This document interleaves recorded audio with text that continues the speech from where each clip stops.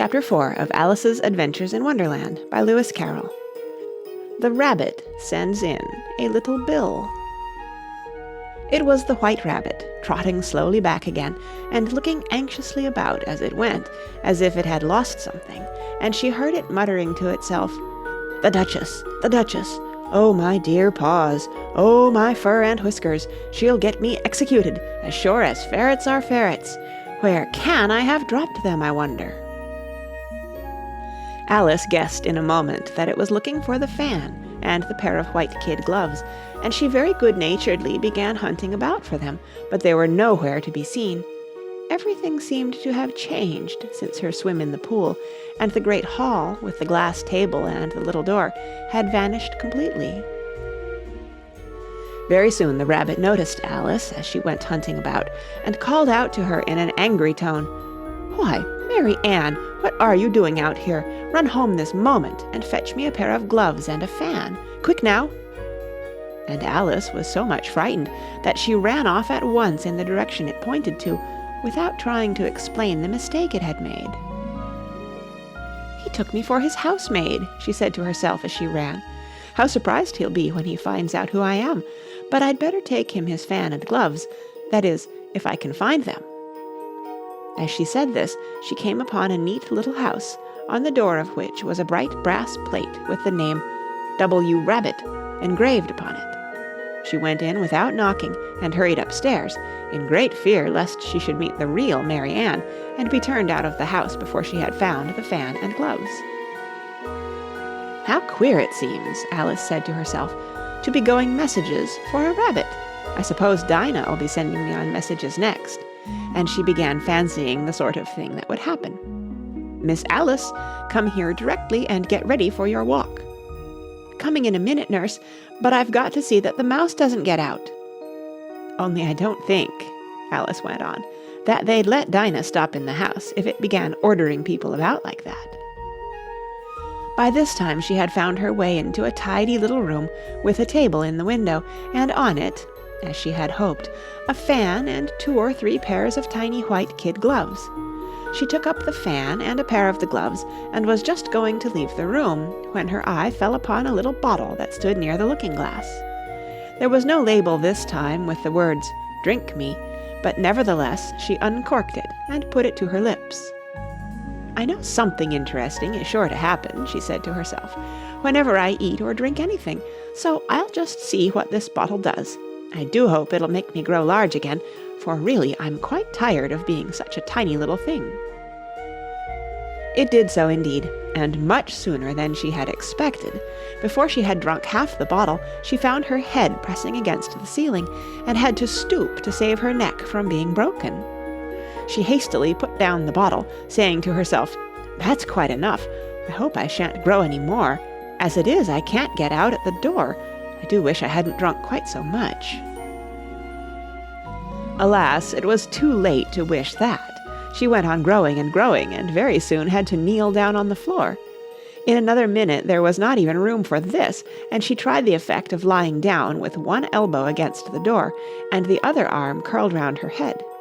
Still she went on growing, and as a last resource she put one arm out of the window and one foot up the chimney, and said to herself, "Now I can do no more, whatever happens. What will become of me?" Luckily for Alice, the little magic bottle had now had its full effect, and she grew no larger. Still, it was very uncomfortable, and as there seemed to be no sort of chance of her ever getting out of the room again, no wonder she felt unhappy. It was much pleasanter at home, thought poor Alice, when one wasn't always growing larger and smaller, and being ordered about by mice and rabbits. I almost wish I hadn't gone down that rabbit hole, and yet, it's rather curious, you know, this sort of life. I do wonder what can have happened to me. When I used to read fairy tales, I fancied that kind of thing never happened, and now here I am in the middle of one. There ought to be a book written about me, that there ought, and when I grow up I'll write one. But I'm grown up now," she added in a sorrowful tone. "At least there's no room to grow up any more here." "But then," thought Alice, "shall I never get any older than I am now? That'll be a comfort in one way, never to be an old woman, But then, always to have lessons to learn. Oh, I shouldn't like that. Oh, you foolish Alice, she answered herself. How can you learn lessons in here? Why, there's hardly room for you, and no room at all for any lesson books. And so she went on, taking first one side and then the other, and making quite a conversation of it altogether. But after a few minutes she heard a voice outside, and stopped to listen. "Marianne, Marianne," said the voice, "fetch me my gloves this moment." Then came a little pattering of feet on the stairs. Alice knew it was the rabbit coming to look for her, and she trembled till she shook the house, quite forgetting that she was now about 1,000 times as large as the rabbit, and had no reason to be afraid of it. Presently the rabbit came up to the door and tried to open it, but, as the door opened inwards, and Alice's elbow was pressed hard against it, that attempt proved a failure. Alice heard it say to itself, "Then I'll go round and get in at the window." "That you won't," thought Alice, and, after waiting till she fancied she heard the rabbit just under the window, she suddenly spread out her hand and made a snatch in the air. She did not get hold of anything, but she heard a little shriek and a fall and a crash of broken glass, from which she concluded that it was just possible it had fallen into a cucumber frame or something of the sort. Next came an angry voice, the rabbit's, "Pat, Pat, where are you?" And then a voice she had never heard before, "Sure, then I'm here, digging for apples, your honor." "Digging for apples, indeed," said the rabbit angrily. "Here, come and help me out of this." Sounds of more broken glass. "Now tell me, Pat, what's that in the window?" "Sure, it's an arm, your honor." He pronounced it arum. "An arm, you goose! Who ever saw one that size? Why, it fills the whole window." "Sure it does, your honor, but it's an arm for all that." "Well, it's got no business there, at any rate. Go and take it away." There was a long silence after this, and Alice could only hear whispers now and then, such as, "Sure, I don't like it, your honor, at all. Do as I tell you, you coward." And at last she spread out her hand again and made another snatch in the air. This time there were 2 little shrieks, and more sounds of broken glass.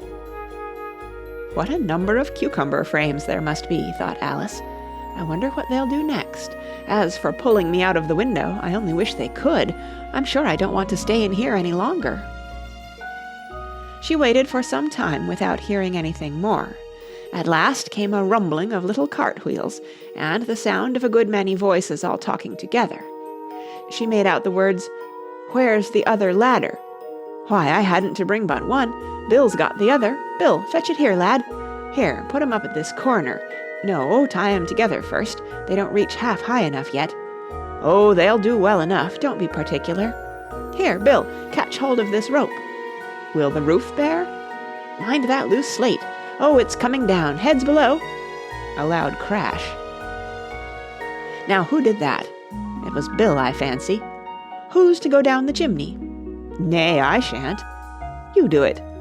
That I won't, then. Bill's to go down. Here, Bill. The master says you're to go down the chimney.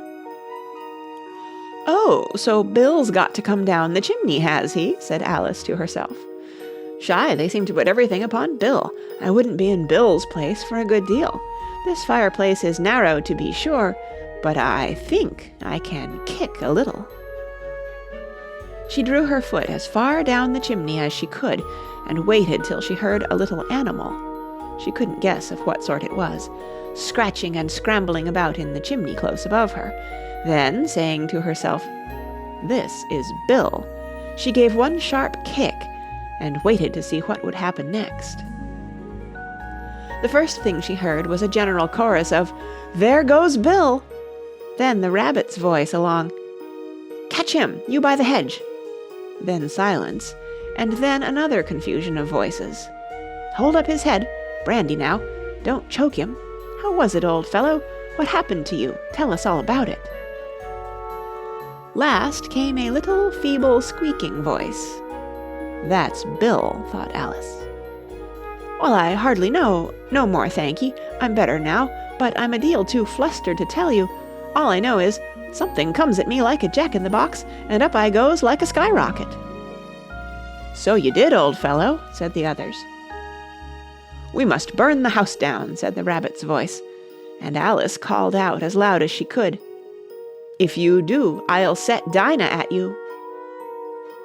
There was a dead silence instantly, and Alice thought to herself, "I wonder what they will do next. If they had any sense, they'd take the roof off." After a minute or two, they began moving about again, and Alice heard the rabbit say, "A barrowful will do to begin with." A barrowful of what? Thought Alice, but she had not long to doubt, for the next moment a shower of little pebbles came rattling in at the window, and some of them hit her in the face. "I'll put a stop to this," she said to herself, and shouted out, "You'd better not do that again," which produced another dead silence. Alice noticed with some surprise that the pebbles were all turning into little cakes as they lay on the floor, and a bright idea came into her head. "If I eat one of these cakes," she thought, "it's sure to make some change in my size, and as it can't possibly make me larger, it must make me smaller, I suppose." So she swallowed one of the cakes, and was delighted to find that she began shrinking directly. As soon as she was small enough to get through the door, she ran out of the house and found quite a crowd of little animals and birds waiting outside. The poor little lizard, Bill, was in the middle, being held up by 2 guinea pigs, who were giving it something out of a bottle. They all made a rush at Alice the moment she appeared, but she ran off as hard as she could, and soon found herself safe in a thick wood. "The first thing I've got to do," said Alice to herself, as she wandered about in the wood, "is to grow to my right size again, and the second thing is to find my way into that lovely garden. I think that will be the best plan." It sounded an excellent plan, no doubt, and very neatly and simply arranged. The only difficulty was that she had not the smallest idea how to set about it, and while she was peering about anxiously among the trees, a little sharp bark just over her head made her look up in a great hurry. An enormous puppy was looking down at her with large round eyes, and feebly stretching out one paw, trying to touch her. "Poor little thing," said Alice in a coaxing tone, and she tried hard to whistle to it, but she was terribly frightened all the time at the thought that it might be hungry, in which case it would be very likely to eat her up, in spite of all her coaxing. Hardly knowing what she did, she picked up a little bit of stick and held it out to the puppy, whereupon the puppy jumped into the air off all its feet at once with a yelp of delight, and rushed at the stick and made believe to worry it. Then Alice dodged behind a great thistle to keep herself from being run over, and the moment she appeared on the other side, the puppy made another rush at the stick, and tumbled head over heels in its hurry to get hold of it. Then Alice, thinking it was very like having a game of play with a cart horse, and expecting every moment to be trampled under its feet, ran round the thistle again.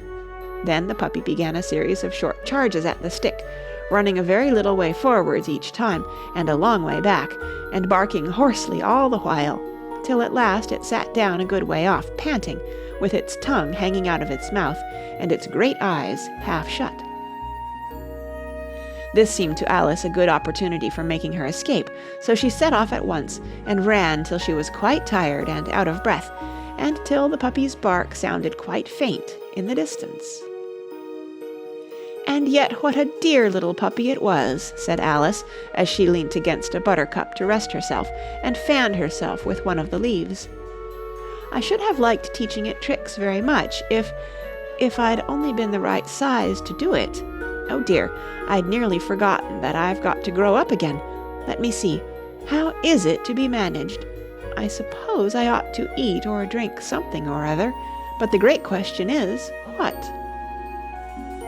The great question certainly was, what? Alice looked all round her, at the flowers and the blades of grass, but she did not see anything that looked like the right thing to eat or drink under the circumstances. There was a large mushroom growing near her, about the same height as herself, and when she had looked under it, and on both sides of it, and behind it, it occurred to her that she might as well look and see what was on the top of it. She stretched herself up on tiptoe and peeped over the edge of the mushroom, and her eyes immediately met those of a large caterpillar that was sitting on the top with its arms folded, quietly smoking a long hookah, and taking not the smallest notice of her or of anything else. End of chapter 4.